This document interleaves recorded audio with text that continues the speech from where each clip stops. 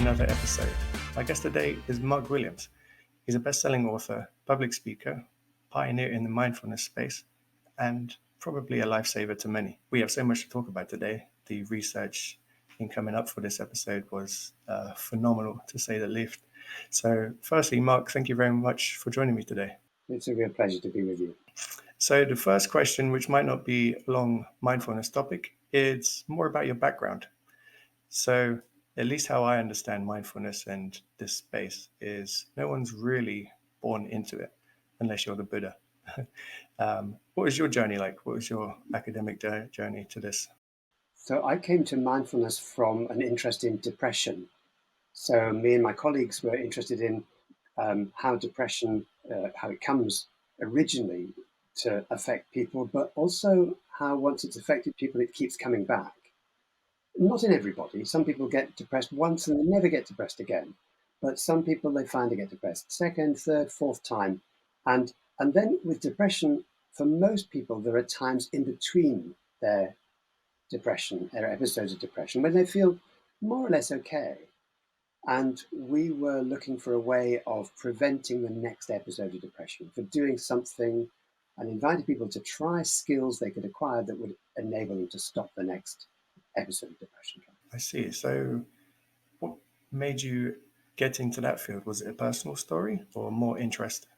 Not so much a personal story at that stage, in that we had been, all the three of us, John Teasdale, myself, and Zindel Siegel in Toronto, had been cognitive therapists. That is, we were doing therapy where we encouraged people to experiment with what happened when they see their own thoughts as mental events. How you can see the thoughts when you're depressed, they're very negative, they're very sort of self-denigrating, like, oh, I'm useless, I'm a failure, I'm no good. Those thoughts can be sort of course, they affect your mood. And the guy who invented cognitive therapy, Tim Beck, said, look, if you can catch the thoughts right there and then and see how they're affecting your mood, and then see whether they're actually true or not.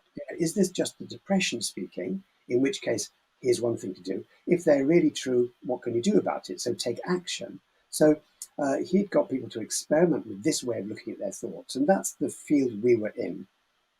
But we know cognitive therapy is good for treating depression, and if people respond to cognitive therapy, then their chances of relapse are actually reduced, right? 2 years, 3 years down the line.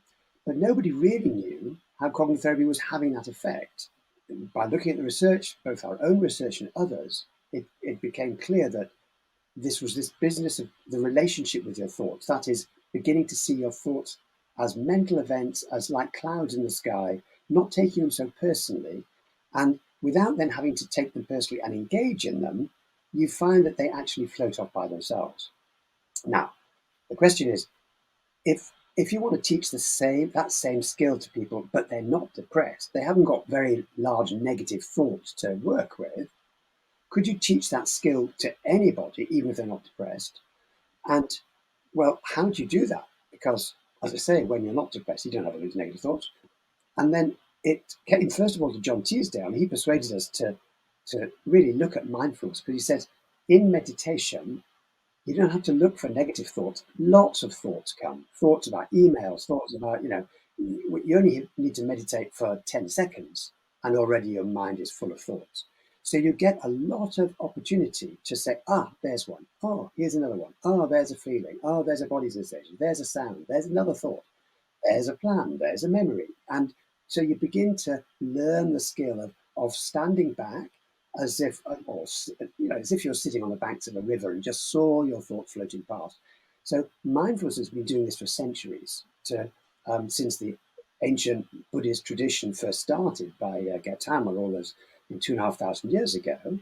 Mindfulness was part of a long and complex path to enlightenment. But the key thing about mindfulness itself was it was teaching the same skills cognitive therapy were teaching when people were depressed. So we thought, why don't we go to the guy in America who developed an 8-week program, John Kabat-Zinn, for chronic stress. He'd worked on physical problems with people with chronic pain. And we asked him, do you think this would work for preventing depression? Giving people the skills to prevent depression so that when they do start to get depressed, they've already got the skills of going, there's a thought. That's what we developed. We developed mindfulness-based cognitive therapy, and then we evaluated it, and it reduced the risk of, significantly reduced the risk of people getting depressed again, particularly in the people who had the most problems, who'd been depressed for longest, who had the most episodes. And then lots of international trials have pointed in that same direction, found the same thing. The one thing as you were speaking right at the start that caught my attention was how someone can be aware of their emotions. As myself, I get frustrated not easily, but sometimes easily if I'm hot or hungry or whatnot, hangry. How can you then be aware of it in the moment to change it? Well, it does take practice because mostly we're aware of the consequences once we've already, cascaded, our emotions have cascaded, and we're not only angry, but we're frustrated about being angry, and then we're guilty about being frustrated, and then we're sad that and we pile up this emotion so it becomes a big tangle. Um, so, one of the things is just to, and this is why people meditate every day when they do our 8-week course, because they get to see, there's just more chance they'll see not just the big things, which is obvious, but the little tiny things, the little ripples that might lead to a cascade. And that's what you get if you meditate every day for 10 minutes, 20 minutes, 30 minutes, whatever. You get a chance to see clearly what's coming up in the mind and body. Ah, I see. So you're stopping it from getting to a outbreak in unleashing your anger in some various ways. You're tuning up your attention, you're learning to pay attention. And you're learning to pay attention moment by moment. And this is John Kabat-Zinn's original idea. And he worked at University of Massachusetts in the States. He set up a center in '79 to do this work. He developed an 8-week program called MBSR, Mindfulness-Based Stress Reduction.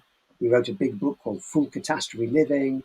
He did the whole works. And he said, if you get in and moment by moment, just look at what's happening in mind and body and in the world outside, but do it from a non-judgmental position, not from a sort of sense of half judgment. Oh, I'm not doing well, and this is rubbish, and I can't do this. But just with curiosity and with openness and kindness to the mind and body.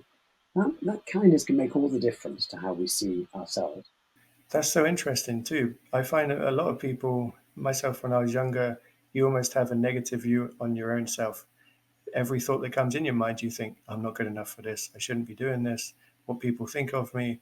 It's interesting how friendliness to yourself and your own self love comes into mindfulness. It's very important. It's very important right from the outset. It's very important. And you Wow. mentioned, you know, teenagers, early 20s, and actually we now know that depression starts for most people before the age of 24. If they're going to get an episode of Mm. depression in later life, it often has happened during teenage years. And something like 75% of people who are ever going to be depressed have already been depressed at least once before the age of 24. So and so Wow. depression first hits very often when you're still developing, you're still changing. The friendships are really important. Your life goals are very important. So if you first get depressed there, you're going to feel all those pressures coming to bear about how many friends have I got? Am I good enough? Will I ever pass these exams? All these sort of pressures. The funny thing is that when you get depressed later on in life, we observe in 30s, 40s, 50s, those same feelings that you had when you were a teenager come roaring back, and you feel friendless and hopeless and a failure. And it almost takes you back to that situation of being a rather fearful teenager where you were down with yourself. Wow. So I remember watching in some of your other YouTube videos how you talk about depression being or could be context dependent. And yeah, correct me if I'm wrong. The the start of it when you're young, as you alluded to, 13 to 15 is roughly the first encounter with a depressive episode. That then could result in later life depressive episodes when you go through the same context. If you lose a loved one, it might spur the same feelings as you had when you were young, losing a loved one. Exactly. So there's a sort of, as you say, context dependency is really important. The thing about context dependency is a rather complicated word, but it really means that when you go back to the same situation or a similar situation, you remember things from when you were last there. I mean, it's like if you go back to a place you lived when you were 6 or 8 years old, you can hardly remember the place maybe before you go there, but when you go there, you suddenly think, "Oh yeah, I recognize this. Oh yeah, I remember. Oh, round the corner there's a shop, and then there's a hill." And you so being back in the context, it brings back things that you remember, or a tune. You know, you can hear a tune from when you're in your teenage years, and it brings back the whole context. And the mind is working very well when it's doing that. The mind is very sensitive to context, um, but it can also bring back all the things we don't want as well. If someone has a teenage son or daughter who is potentially going through the 15 to 18 age that might represent the first depressive episode, there's a lot going on, being puberty, different developmental stages that they're going through, stretching away from their family group into more peer related groups. How, in your research and in your own opinion, does social media play a role in the onset of depression or the catalyst of depression? There's not a great deal of research on this. What most research is correlational. That is, it looks at associations between use of social media and depression. And the effects are there, but they're not terribly strong. There have been one or two trials in which people, and this was an older group, were asked if they would go off Facebook. In those days was the main thing. Would they go off Facebook for a month? And others were randomly, by a coin toss, they weren't going off Facebook for a month, and it did improve well-being during that time.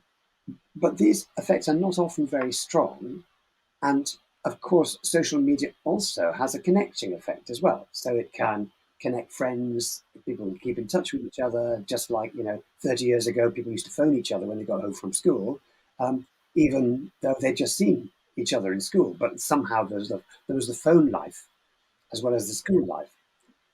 The thing that can affect is if bullying and stuff follows you home. So if you get bullied at school and then the social media means that you can't, you know, often can't get away from it. So I think there are upsides and there are downsides, and we're not going to uninvent social media. So it's a question of how to navigate the space and be sensible about the age limits, the accessibility, the deals you do with your family about who's on, who's off, when the net gets switched off, when it gets switched on, and so on. And seeing if it's possible to negotiate limits that satisfy everybody rather than try to eradicate the whole thing from your life. So, with mindfulness in a teenager, do they react the same way as a, say, 50-year-old who has first come into the mindfulness space? There's a lot of evidence that mindfulness can help small children, primary and secondary age children. It's got to be sculpted for their age group. And there's work going on with schools, teaching in schools. We've just finished a large piece of research that didn't show any effects in schools, um, um, but others have found that there are positive effects on the continent, in the United States. Our particular research was done rather like a sort of national rollout would be. Like, if you imagine the government says, right, all schools are going to now teach mindfulness. We did research a bit like that because we wanted to see what would happen if schools from the top down, the governors, the head, would take some teachers and ask, do you want to teach mindfulness? And then we would train the teachers from a standing start, and then we would train them as best we could to, first of all, be mindful themselves, and then to teach the syllabus, and then to teach it to the actual classes. Um, didn't seem to have any effect whatsoever. And there are lots of reasons for that, but I think one of the things is that we couldn't within the trial give the teacher enough time to really bed it in. That when mindfulness comes from the bottom up, where the teachers themselves are enthusiastic and they say, "Oh, I'm going to set up a lunch club, or I'm going to teach it in class as part of my, you know, social and emotional learning type thing," then it comes from the teacher enthusiasm, and they know the kids and they get on with it. But when sort of it's coming down from above, who's going to teach this mindfulness? We've just registered as a school who's going to teach mindfulness. Then I think it it's got a different feel to it, and the kids just found it boring. A lot of them found it boring. I mean, those few kids who found the really good teachers who were into it, who did find it more interesting, did get more engaged, and actually got a bit more out of it. But that was swamped by the number of young people that didn't actually find it that interesting. So the message we have about that is, if you're already teaching mindfulness in schools, it's not a reason for giving up. Um, but it's worth asking the kids, do you like this or not? And the kids, they know whether they like it or not. And I think where they get on with it, where they like the teacher and they like what they're doing, then they'll get benefit. I remember you speaking about if someone is enthusiastic in starting the mindfulness journey. I think it was the 8-week program versus people that weren't enthusiastic, but they were not forced, but taken it anyway. Was there a correlation between the amount of enthusiasm and the results you had? No, actually, that was one of the interesting things. So we looked at what you do in those sort of trials is you want to make sure that people who benefit, just to see whether they would have benefited anyway from anything. So some people, um, after just one session, they know then who the teacher is, they know the other people in the class, if it's a class-based thing, and often they say, right, this is the one for me. And there's research in the past who's found that in other forms of psychotherapy, if you get on with the teacher and you're enthusiastic, or get on with the therapist, and you get that initial enthusiasm, that carries you through a long way. You engage with it more, and you get more from it. And so uh, and some people say, look, that's all that matters. It's sort of placebo effect, basically. Anything can work if you're enthusiastic for it. So we wanted to check that out. And so at the end of the first week, when people had had the first class, they'd been doing it a week, we asked the same questions. How much do you think it worked? How do you think this will work for you? Would you recommend it to a friend even now? And that's the standard questions for enthusiasm. And there was a many people were enthusiastic, but there was a variation, obviously. But that didn't actually correlate with outcome. The thing that correlated with outcome is whether people actually practiced the mindfulness at home, did the home practice between sessions. We always give some short meditations for people to do at home, day by day, every day. We say practice for 6 out of 7 days, best you can. Come back and tell us how it went. And some people did the 5 or 6 days a week, some people did hardly any. That's what predicted outcome, not whether people were enthusiastic. So what that means is some people who weren't very enthusiastic, they did the practice anyway and they got the benefit. And some people who were enthusiastic didn't do the practice and they didn't get the benefit. So it was a really interesting result. Sheesh. So once again, consistency is key. If someone was, say, on day 3 out of 6 or 8, and they started to lose focus, lose determination, if they didn't have the drive to complete it or the enthusiasm, is there any sort of tips that you would tell them or ask them to do that would help them continue their journey? It's a very common problem, actually, that people find that everything wears a bit thin.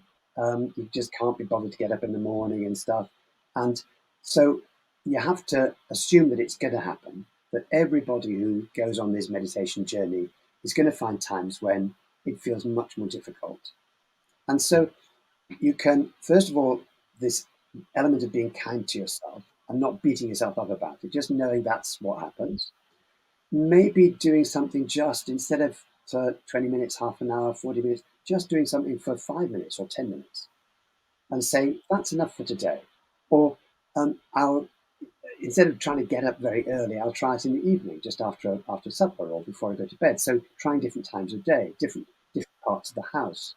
Um, or if that doesn't seem to help, just making your everyday life part of your mindfulness practice. So the way you're walking along when you park the car to the office, just going 5% more slowly and feeling your feet on the ground. And that can be a 5 minute mindfulness practice. Just sitting Right. quietly and finding ways in which whatever you're doing, you can take little gaps between your actions just to recover your posture. But when you finish your emails, just closing them down and sitting for a minute before you rush off and do the next task. And in that sort of way, you'll probably find you gather up a minute here, 2 minutes there, 3 minutes there. When you add it all together, woven together, that's 10 minutes, 20 minutes, 30 minutes in a day. And that will sustain you. And the next day, you might think, you know what? I might actually do my practice. So it's a sense of sustaining it across the time, knowing that it's going to be difficult sometimes, and seeing if it's possible to do just a little bit, go to the place where you normally meditate, sit, and then make a decision there whether you want to stay for 5 minutes, 10 minutes, 1 minute, whatever it is, and allow your sort of meditation space to make the decision for you rather than the state you're in when you're finishing your meal or still lying in bed or whatever. Right. And as we alluded to before, social media connects everything to everyone. So it's almost impossible to find, say, 1 hour to sit down and just focus on meditation, focus on mindfulness. So the fact that you can do this while walking, while working, probably not while driving, although I have heard, Probably not while driving. yeah, I have heard how you can drive and try knock out any thoughts that are daydreaming or different distractions. So just focusing on driving, which is obviously what you should be doing. But everyone seems to be on autopilot most of the time. Then they get to the later stage in their life and they think, where has my life gone? Exactly. So it's a sort of a sense of life rushing by without you being there for it. A very famous teacher called Thich Nhat Hanh, who's a Vietnamese teacher, um, a Buddhist teacher, and he lived in France for most of his life, protested against the Vietnam War, couldn't live in Vietnam anymore for that reason, though he's visited since, obviously. Died fairly recently, just in the last few years. And he talks very movingly about the way in which we miss most of our life. He's got this little idea that, when you're washing the dishes, you're not really noticing the sound of the water or the feel of the water or the soap or the dishes themselves. You're probably thinking of things. I mean, it might be something pretty trivial like how you need to go out shopping, but oh, you'll have a cup of tea before you go out shopping, and and then you make your tea. You sit down to have the cup of tea, but where's your mind when you're drinking your tea? And so the tea that you dreamt of while you were doing the dishes, you're missing the dishes dreaming of your tea. But when you're drinking your tea, you're probably thinking of what you need when you go shopping. And of course, you can extend this endlessly. So when you're going shopping, when you drive into the shops, you're thinking about what you're going to buy when you get there. And when you're walking around the shops, you're thinking about that, but also whether you're going to get a queue or whether you're going to go to the auto teller at the end or all these all these things. Then you're driving back. So you're always leaning forward into the next moment. You're always planning what's going to happen. And his observation is we miss needlessly all those little moments. Of course, there's a danger we miss our whole life. When we string together all the moments of autopilot, there's a danger that the whole day goes, then the week goes, then the life goes. And it's too late, when you're in your last year of life and you think back on your life and you think, oh my gosh, where's it gone?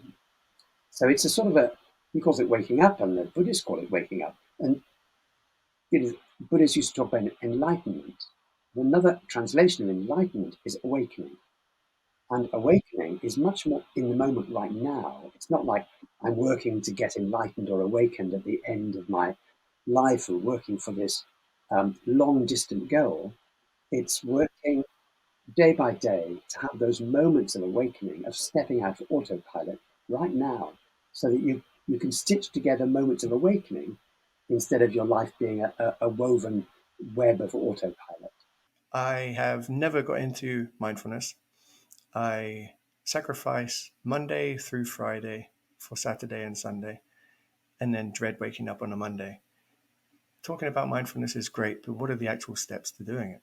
How can someone like me, who hasn't gone to school or done research, how can I find bliss in every moment?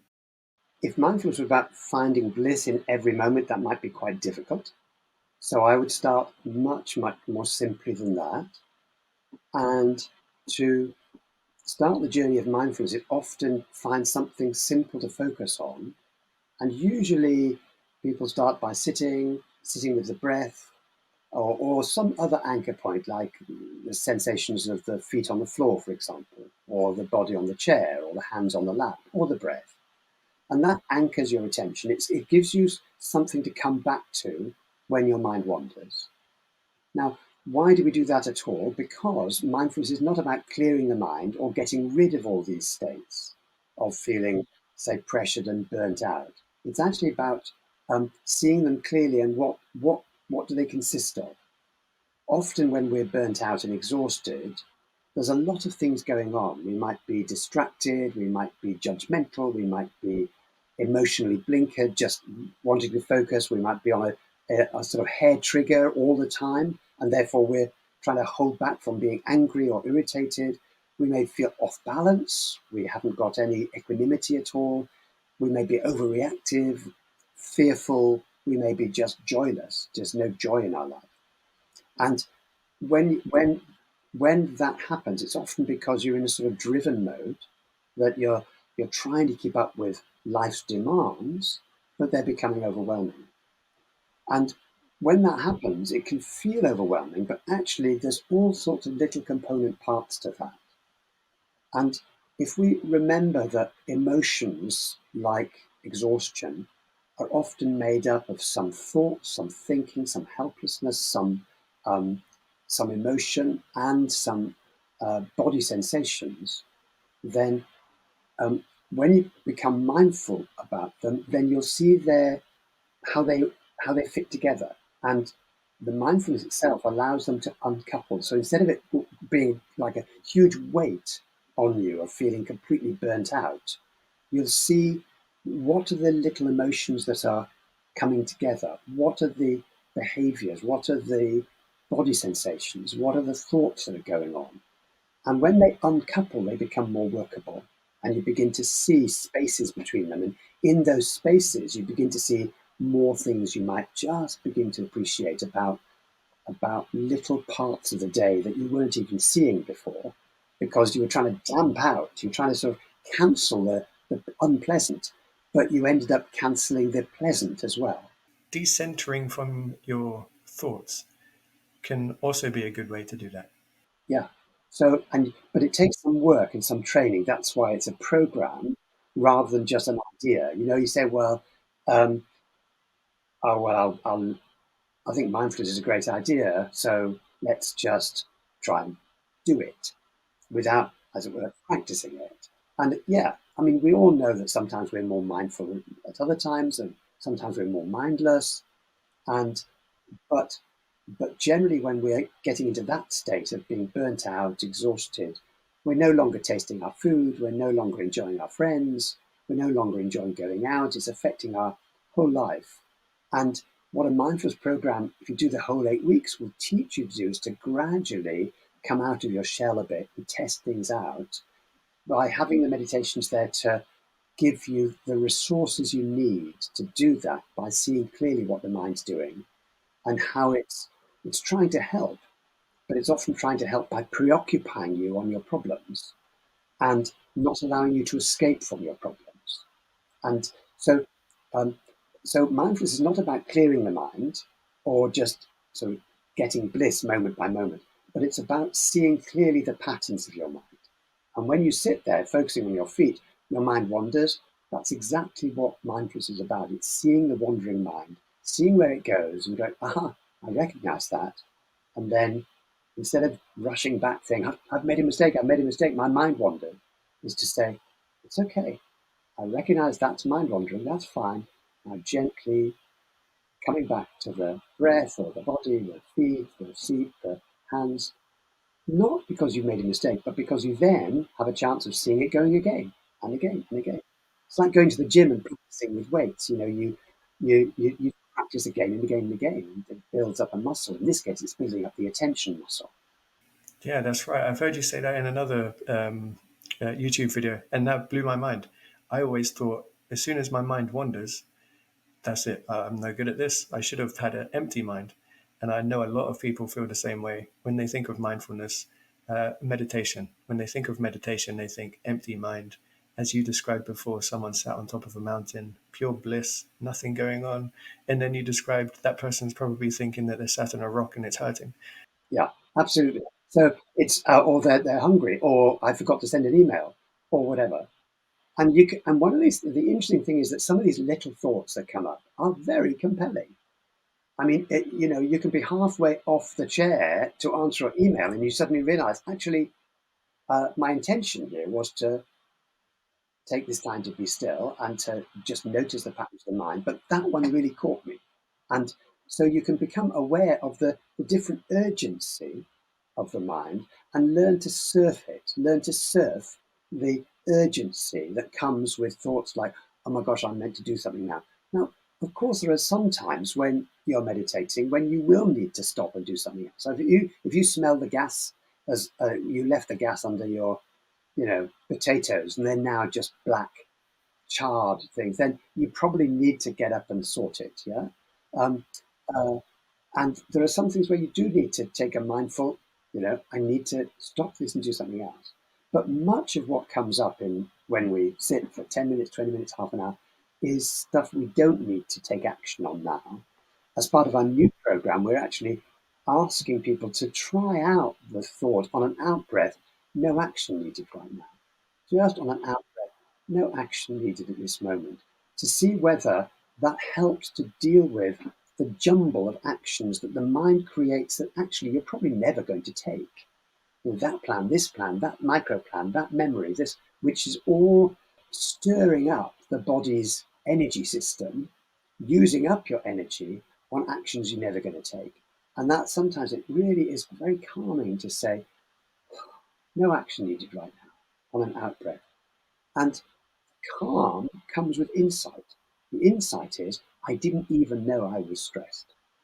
I didn't even know I had all these actions going. And yet I said to myself, no action needed. And I now feel a bit calmer.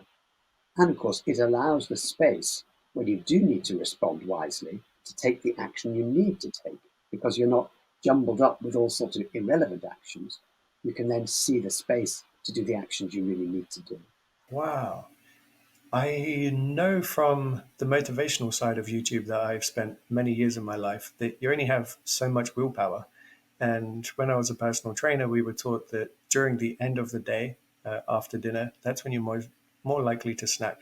That's when you have so little willpower. You think, the one cookie is not going to make a problem. In the morning, you feel great, going to go for that shake, you're going to go to the gym.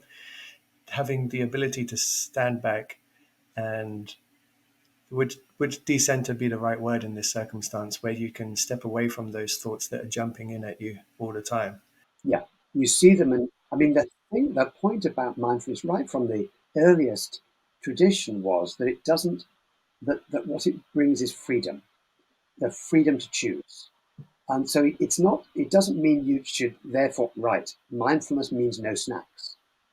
It means mindfulness means choice and and the freedom to choose rather than the prohibitions. That would be Puritan mindfulness, no enjoyment mindfulness. So, but it's not that. It's actually seeing if you can retain the sense of choice and realize that moods sometimes do mean that you're hungry, you're angry, you're tired, you're feeling lonely, the usual thing that actually means that the things that we like to take, which we don't think are good for us, we do under those circumstances. So it's about having those choices. And again, one thing that we do know is that all of those states have, at the very moment that they start up, they don't start off as sort of hunger, anger, tiredness, loneliness, whatever. They start off in their very first moment with just a sheer sense of pleasantness or unpleasantness. It's what's called Vedana or feeling tone. And that the the Vedana in the traditions was the second foundation of mindfulness, and it's really that sense of just pleasant or unpleasant, and it's very hard to see because once you get lost in anger or sadness or regret or something, then your mind's full of those memories and thoughts. But everything, every moment, every experience, every sensation in the body, every memory has pleasantness or unpleasantness. And that pleasantness or unpleasantness then affects the next few moments. But if we become aware of them, we can see what is driving our impulses much more clearly, and therefore we have more choice. Wow, that's very interesting. Very interesting. One side note: how would ADHD affect the process of mindfulness?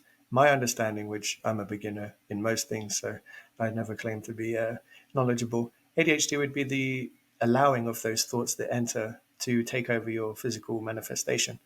I quickly need to read a book. Oh, no, I need to go make a drink. No, I need to cut the grass.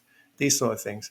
How would that then help with, well, how would mindfulness help with ADHD? Is there anything in the research that suggests that? So there's a psychologist called Susan Bergels in Amsterdam who's an expert on applying mindfulness to ADHD and also to autistic spectrum, especially in teenagers. And she does work with the teenagers themselves, but with also their parents. And they meet together to start with a group, which is both parents and the young people. And then she splits them. There's a parents group who do mindfulness, and there's a young people's group who do mindfulness. And obviously, again, the mindfulness is geared up for what the age group, starting off with very simple, short practices, and then they come together at the end. And she encourages sometimes, if they want to, at least once a week, for uh, one of the parents to meditate with the young person and just do the meditation together. So, um, and she's got good results with that.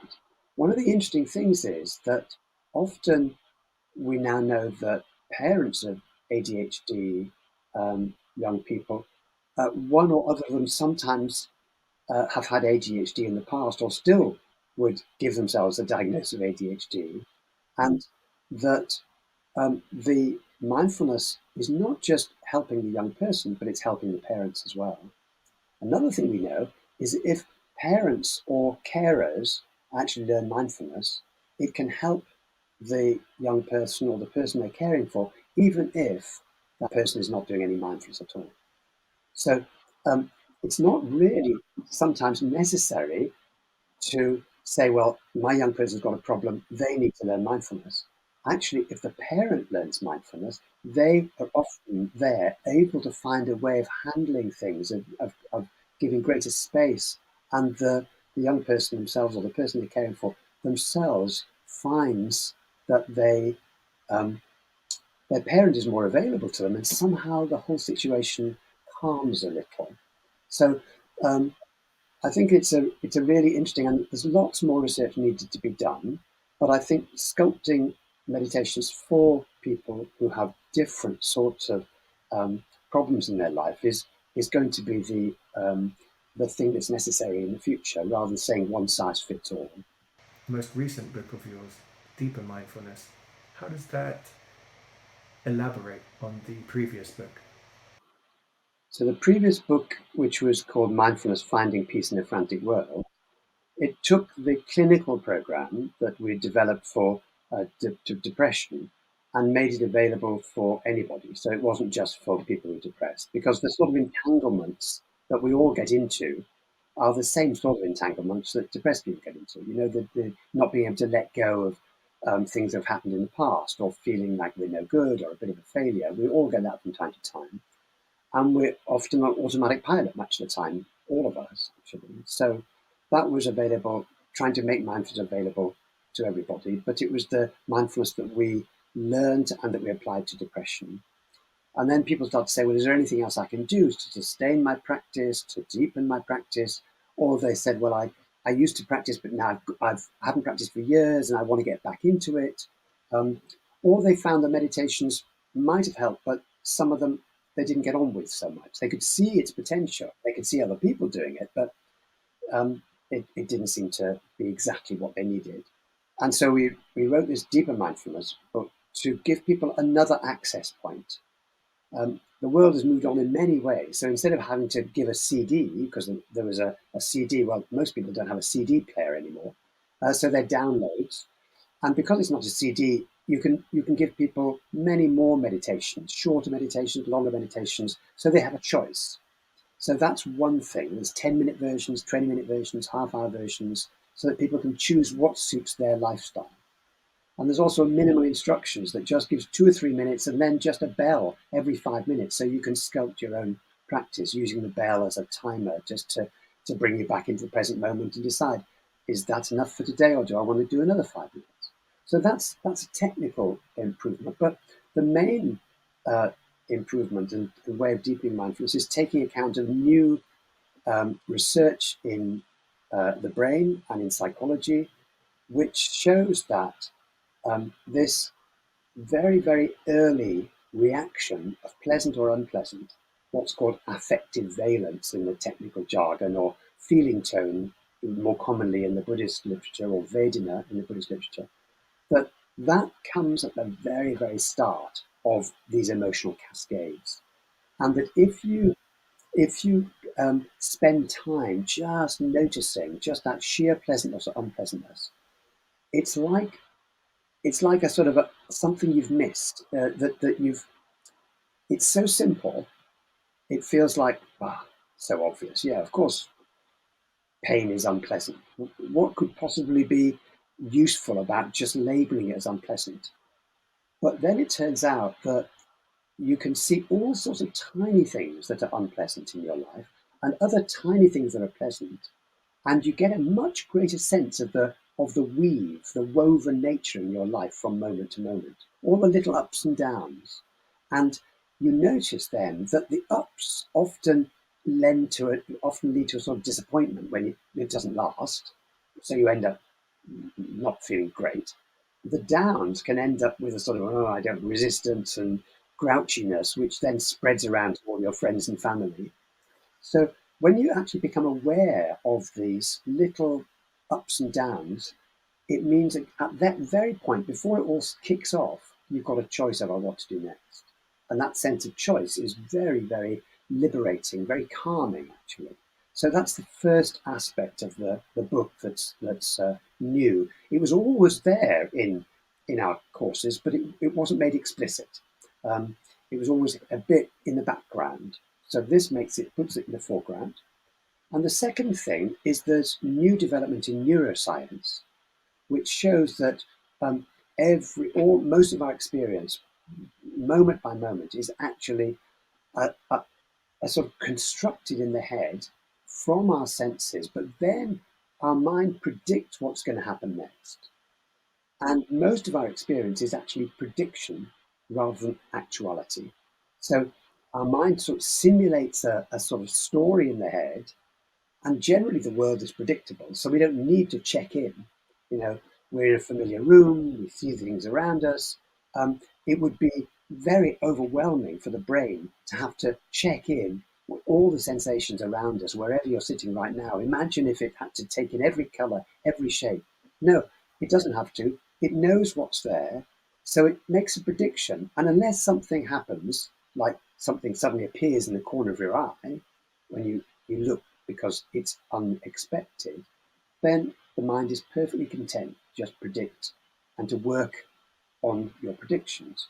Well, that doesn't seem very important, but it is when you realize that at the start of each cycle of prediction, you have this feeling tone. And the feeling tone is going to color the whole trajectory of these mental models that you're creating. And so the whole thing can be flavored by a down mood or an up mood. And so being aware of that is really important.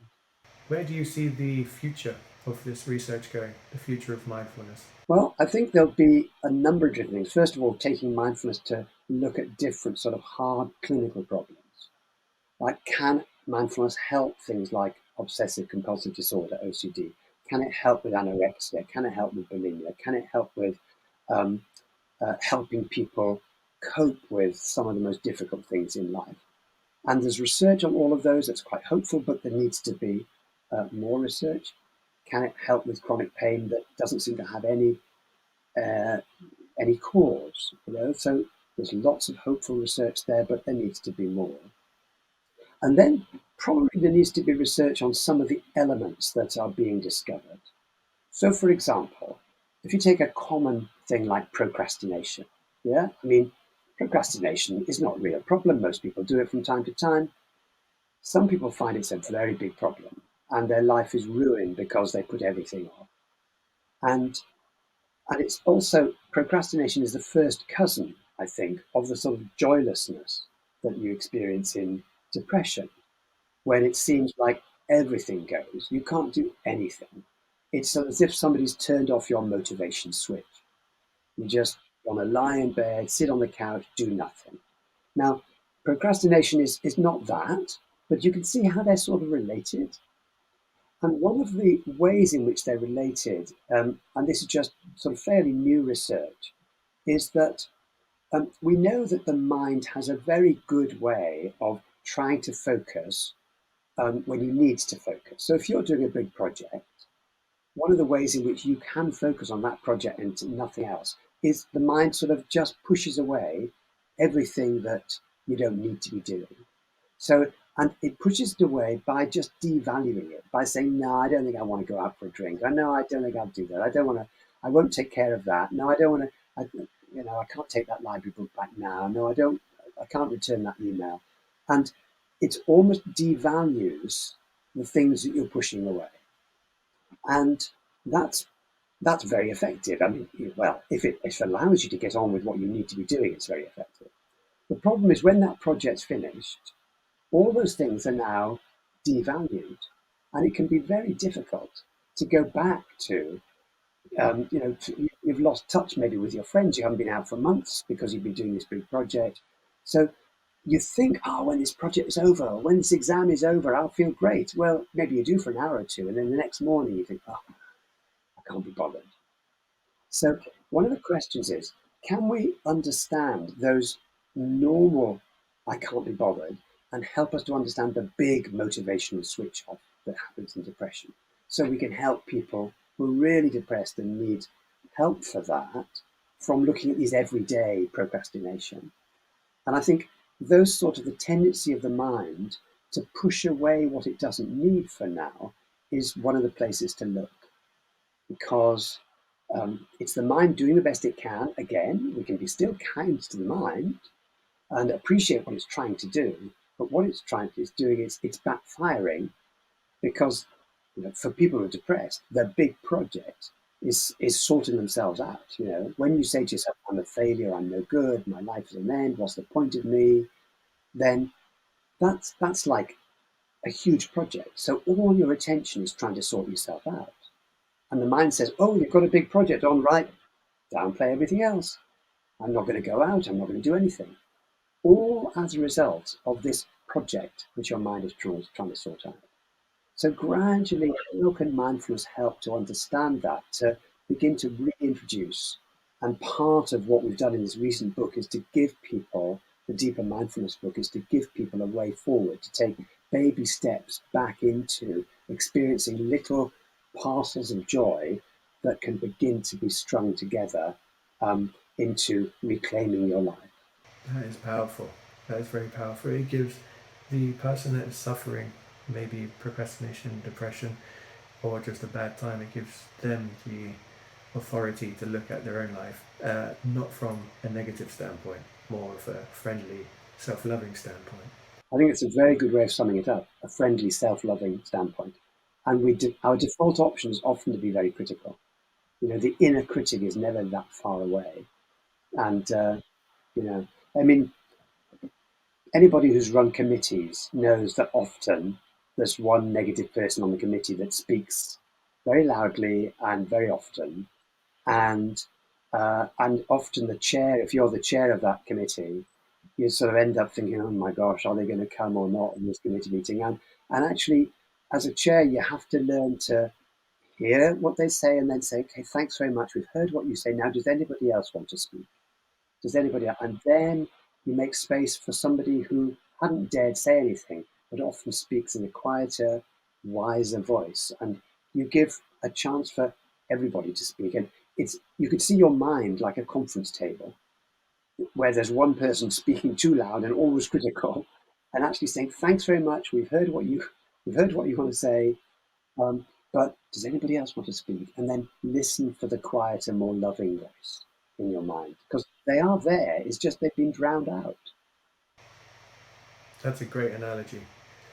The last question I have for you, Mark, is maybe something you haven't thought much about, although it is seem to be uh, pushed into the mainstream culture more and more nowadays, which is psychedelics.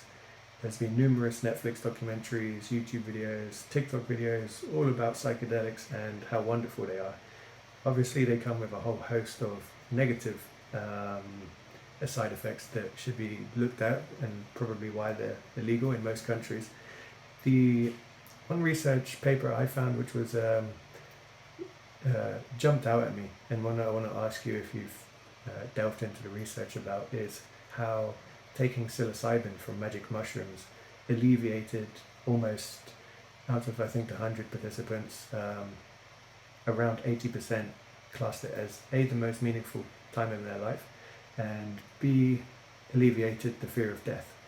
Is there any room for, um, dare I say, doing mindfulness the hard way, which would be some paths that the monks have taken for devoting their whole life to becoming mindful and enlightened, and taking a pill with a magic mushroom and achieving similar results? How do you find the connection between psychedelics and mindfulness? Well, like you, I'm cautious because of the side effects. And I think there probably needs to be much, much more very careful research, randomized controlled trials rather than just a series of cases that allows us to be sure about what's happening here. And I think that one of the interesting things is that often in um, in this sort of work, there seems to be quick fixes. In many cases, don't last as long.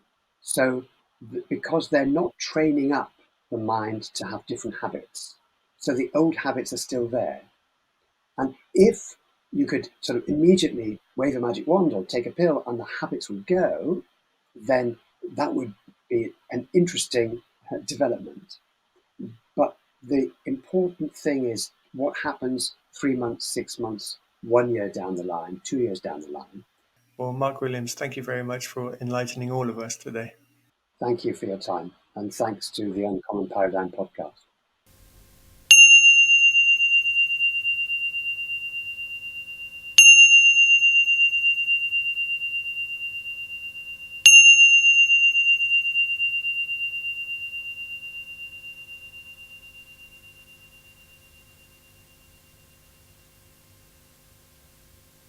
Taking a breathing space, making a definite change in your posture so that your posture embodies a sense of awakeness, a sense of dignity, and beginning step one by acknowledging what's going on in your mind and your body right now. Not trying to change anything, but just opening to what is here. What thoughts may be going through your mind.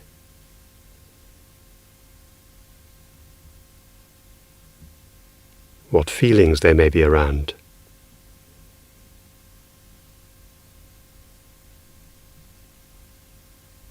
Any sensations in the body.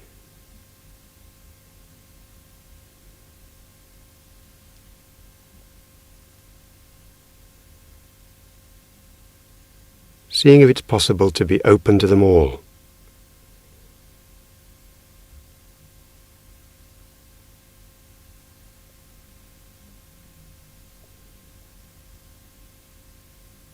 And then, step two, narrowing the focus of attention down to the sensations of breathing.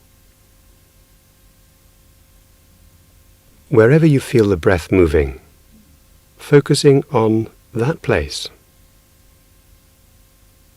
And with great precision, tuning in to the sensations of the in-breath for its full duration and the out-breath for its full duration.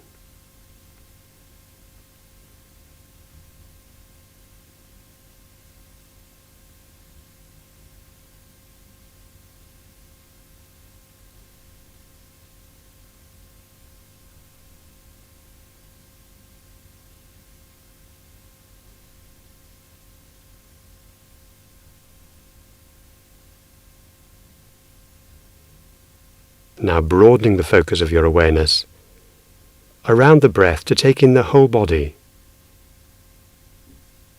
the whole space that the body takes up,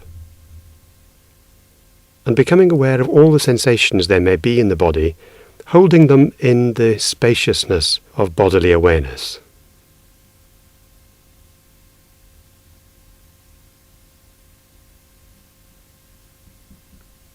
As if your whole body was breathing.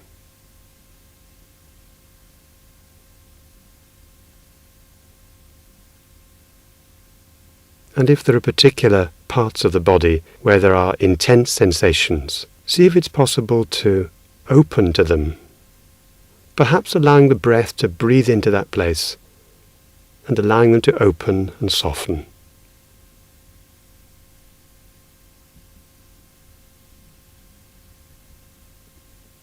And bringing this sense of spaciousness into the next moments of your day.